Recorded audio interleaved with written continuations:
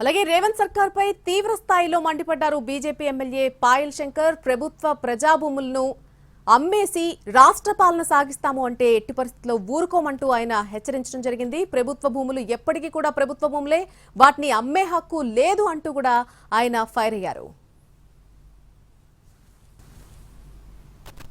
ముఖ్యమంత్రి రేవంత్ రెడ్డి గారు లేదు, నేను ఎవరి మాట వినా, నేనెట్టి పరిస్థితులలో ఏ రకంగానైతే టీఆర్ఎస్ పార్టీ ఈ రాష్ట్రానికి సంబంధించినటువంటి గతంలో వేల ఎకరాలు లక్షల కోట్ల విలువైన భూములను అమ్మి రాష్ట్రాన్ని పరిపాలించిండ్రో నేను కూడా టీఆర్ఎస్ బాటలోనే ప్రయాణం చేస్తానని రాష్ట్ర ముఖ్యమంత్రి గారు వ్యవహారం చేస్తా ఉన్నారు.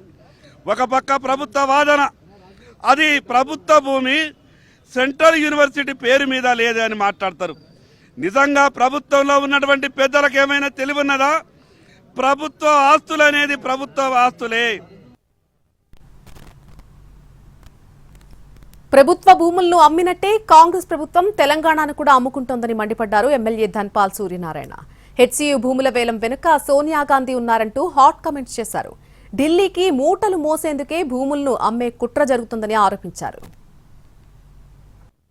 రేవంత్ రెడ్డి ఎందుకంటే కమిషన్ల ప్రభుత్వము, అవినీతి ప్రభుత్వము, ఢిల్లీకి మూటలు మోస్తున్న ప్రభుత్వం ఈ కాంగ్రెస్ ప్రభుత్వము.